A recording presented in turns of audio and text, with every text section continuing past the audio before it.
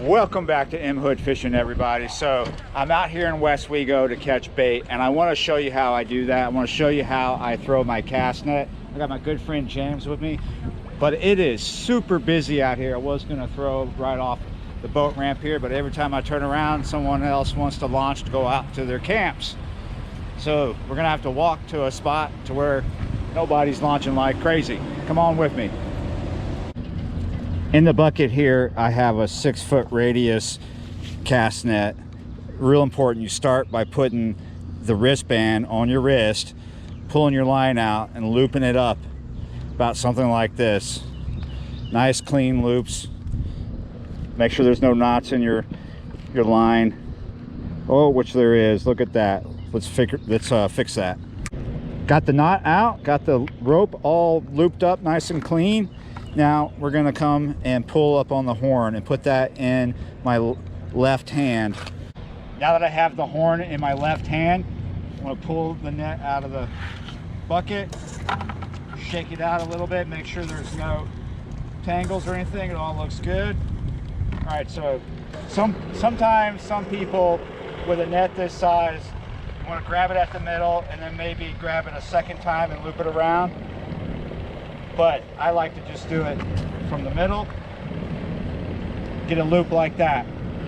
Now I want to separate the lead, make sure there are no tangles, and get half on my right side and half on my left side.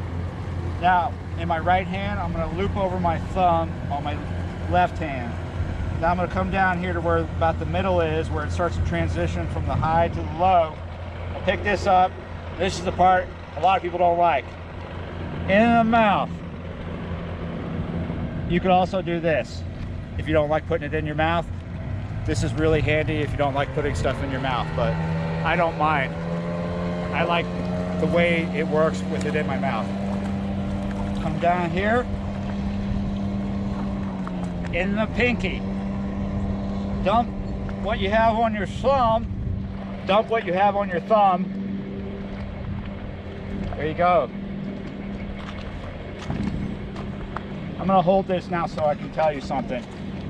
When you go to swing, keep your left shoulder down and your right shoulder up a little high like this, and it's all about your hips. Now back in the mouth.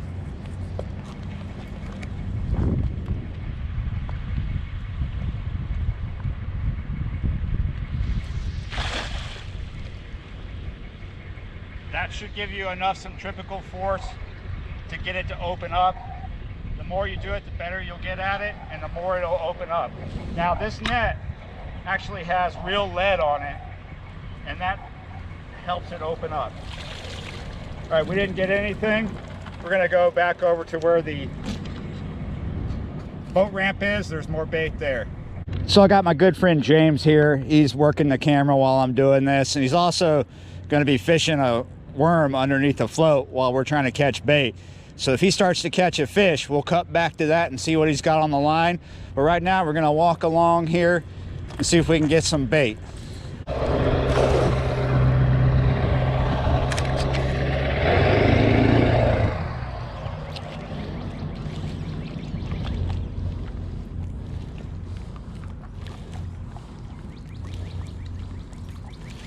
Oh, there's something kicking up in that net. What we got there? Yeah, a little, not the biggest mullet. Let's take a look at it. We'll get it out.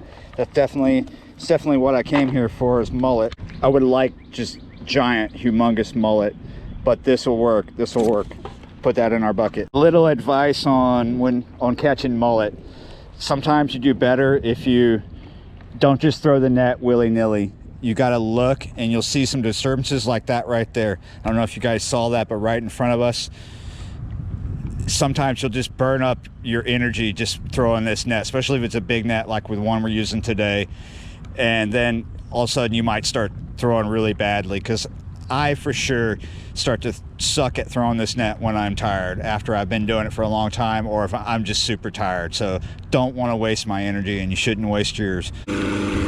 Yes, 2 mullet that time. It's getting better. Look what James did behind my back. Oh, mercy me. Quick release, but just in the wrong place. He went to ground. It's a little tiny channel cat. Oh my goodness. Seems to be a lull in the boat launching thing. So we're gonna come across to this dock here where the hyacinth is. When we first got here, we saw fish underneath that.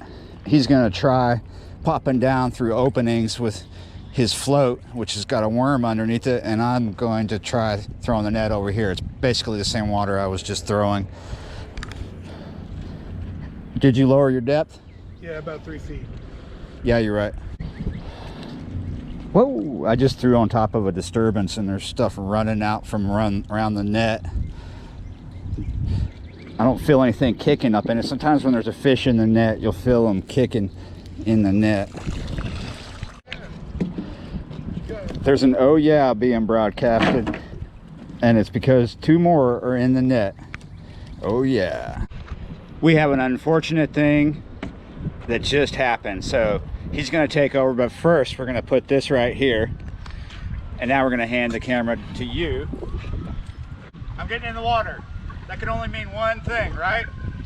Now, if the water's shallow and it's not freezing cold, and your net is hung like this one is, don't force it up. Don't go, oh, I'm just gonna yank it out, because you're gonna ruin your net, and these things cost a lot of money. This one cost me $40 after tax. So I'm basically gonna reach down here, grab the horn, see if I can just pick it up off whatever it's on. It's just hung on some concrete. If there's alligators where your net is hung up, don't go out there and get it till they're gone, right? Go downstream with some popcorn and throw that out there, or some marshmallows, lead them away from your cast net. I'll reach down here. Boy, it feels like a bit of barbed wire. I hope it don't bite back. Mercy me, got it out. The most important thing is that you don't want to destroy your lead lines, your pull lines, or lead lines. I really don't know the terminology, but it's these lines, these internal lines that are, this is the lead line, where the lead is. That's the lead line. These are the pull lines. There you go. I got it right for a chance. Yay me. So if you break these or tear these up, then this is going to droop wherever that is broken and fish can get out. So it's really important that you try to save your net, because they're expensive. You buy it, you go out and cast it, and you cast it into a bad spot, and you decide you're just going to muscle it up out of there, well, you just destroyed your net on the first cast. Trust me, that doesn't feel good. All right, let's get back to fishing. Check it out. Got a shiner in the net. Throw that down in there. There's some other things in here. Well, one other thing. It's a little perch, but a little gill. That's too small for what I want to do tonight. Oh yeah, it's only one, but that is a bigger mullet than what we've been getting. Come here. Nice. That's pretty good. I only need maybe a couple more. Oh, that's not bad. That's a good size too. See, not bad. It's not a bad size. That's enough for now. I have more bait in my chest as well, and I probably can get more bait where I'm headed. I'm going out to do a big catfish thing later on down the road. For the moment, we're going to fish here. I think I will join my friend James for some perch fishing. Welcome to the bait fishing, the actual fishing, I mean, part of this video. Okay, so we're gonna drop shot a little bit of red wiggler on a size 6 Aberdeen. That's a really small hook, but not the smallest. The smaller one that I use sometimes is a size 8, but I don't want small panfish. I want the bigger one, so why not just stick with the number 6 for now? And we're using a 1/16 ounce teardrop weight at the bottom. We're only about 6 to 7 inches below the bait. Ah, too bad it's not a whole cooler. Look at that. Man, I'm not even sure if I can get this in here. I'm gonna just set it up on top. There, that's the best I can do. Oh. Well, a fish is a fish. So it's one channel cat for James and one channel cat for Mr. Hood here. It's a little tiny thing. Oh, okay, yeah, there you are. Hey, it's not a catfish. All right, this is the same size that I was getting in the cast net. It's a really pretty, I think it's a red spotted, right? Looks like one. Real pretty fish, but it's not the size that I want to fish with. I might want to fish with some panfish later for catfish, though I don't really need them. I got plenty of mullet. It's always nice to have some kind of alternative with you. Okay. It's nothing but little perch here, but there was some nice mullet. I hope you learned something about throwing the cast net. And we want to give a big thanks to James for playing cameraman. He's got a YouTube channel too about fishing, cooking, gardening, and all that great stuff. Go over there and check it out. Here comes the garbage truck. Yeah, you're right. Go check his channel out. The link is down in the description. So yeah, you're right. Like, share, comment, subscribe, all that wonderful stuff. I most certainly love you for it. Thanks for hanging out this long, and I will see you next time.